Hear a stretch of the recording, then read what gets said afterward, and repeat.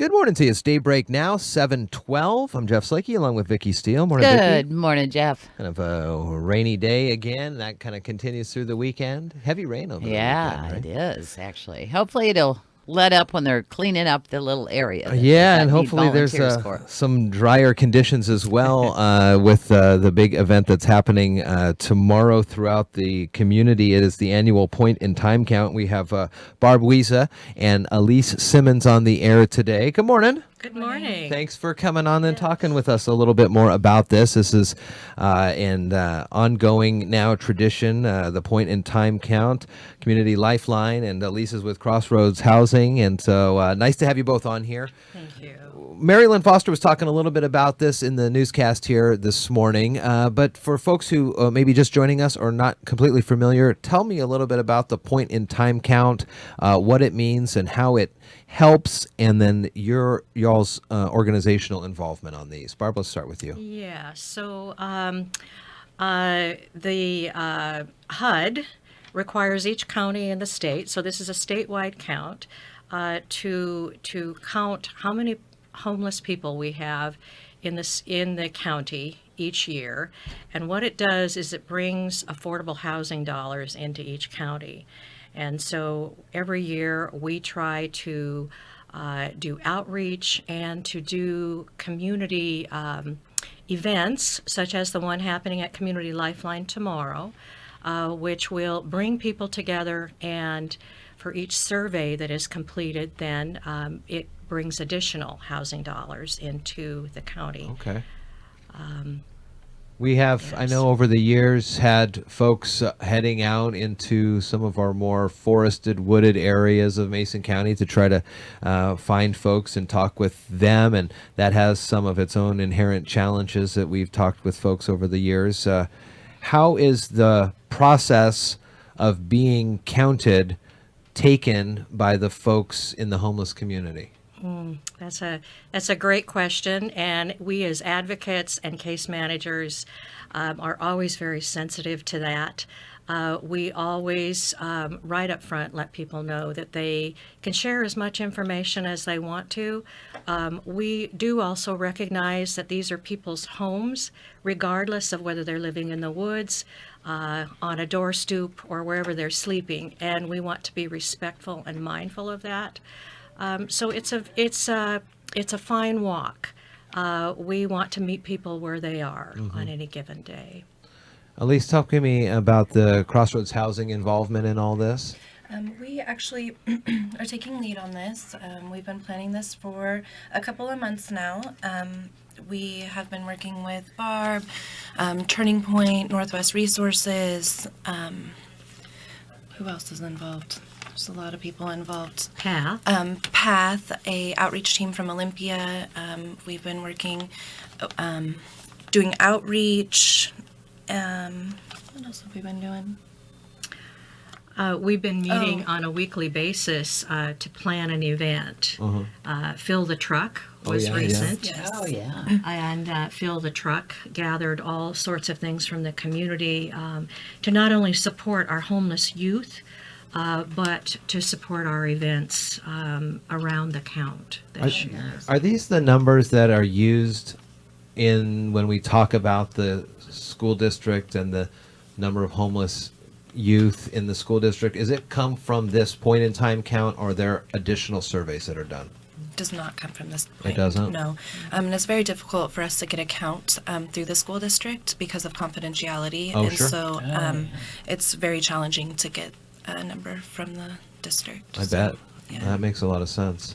How are the dollars used? Is there a certain threshold percentages? If so many folks fill out the survey you mentioned, there could be some additional opportunities for some monies coming in. Are there thresholds that the county has to make or meet before more funds are available? That's a great question, and that is a question that Todd Parker with the Department of Health, the housing coordinator for Mason County, could probably give you more definitive answer to that.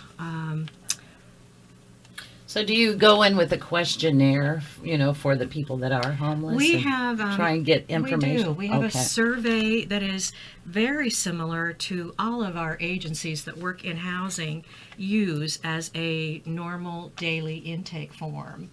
And again, people can refuse consent. They can refuse to give you information at any time that they feel uncomfortable. But it is a very similar survey as what we use for a regular intake. Okay. And we, as familiar faces to people who have built relationships with people, It's got to be huge. people feel a little more comfortable. There is a little more of a trust level. Yesterday we were at Saint's Pantry and just sort of visiting with folks and letting them know that it's happening and encouraging people to complete a survey if they felt comfortable doing so. Oh, that's good. A little heads up to Yeah. everyone. So that's So nice. what's the plans for tomorrow, and how can people, if needed help, Yeah, or do you what take kind of on help would be- volunteers for that? Or? We do. Okay. We do. Yes, the event is from 11 to 6 tomorrow. Last year's event, we counted over 200 people.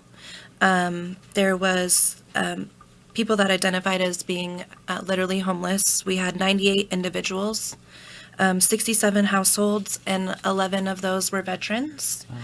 Domino's is donating a generous amount of pizza for the event. Oh, nice. Tammy Neese at Soul Beauty Bar is opening up her doors to offer free haircuts to anybody that comes to the event. Wonderful. Wow. She'll be there all day too.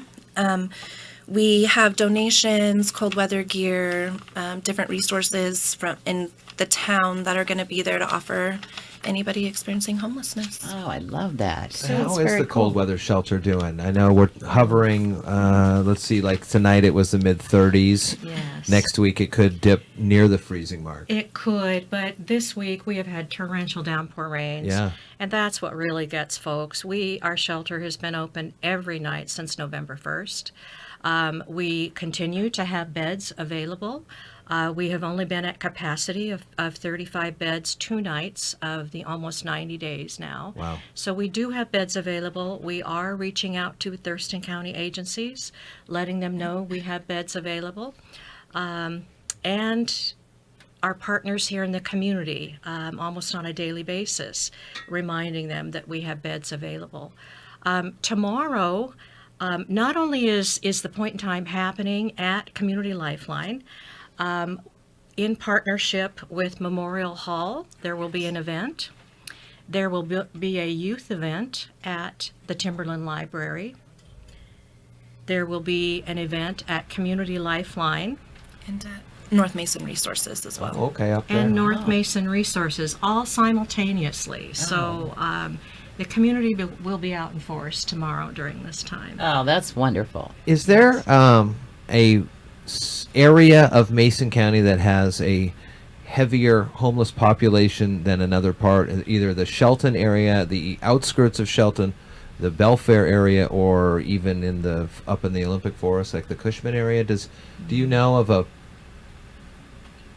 And maybe the folks there don't want it to be out. I don't know, but Right. is there a higher concentration that you are familiar with?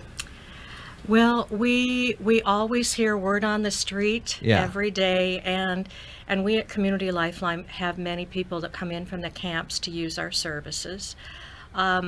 So we suspect there are higher areas of concentration. However, on a daily basis, get different information. Yeah. We can speculate. There are camps in North Mason, all over Mason County. Is that part Yes. of the questionnaire? Just It can you is put a not. pinpoint? No, No, it's not. As far as the camps or the area that they live in? both. Well, we do ask if they're in like Belfair, if they're in Mason County, Shelton, and so. But as far as camps, no. Okay. No. Ah, interesting. So tomorrow, 11 to 6, the point in time count. It is a statewide count, so you'll hear a lot about this of areas all around the great state. And so you can help out if you can. There's plenty of events going on. We'll put links to many of these when we post this interview here. So, wow, good. And good on y'all for doing this. Well, It's thank you Yeah, for the thank you for opportunity that. this morning to share with the community. Barb and Alyse, point time count coming up tomorrow. Thanks. Thank you. Thank you.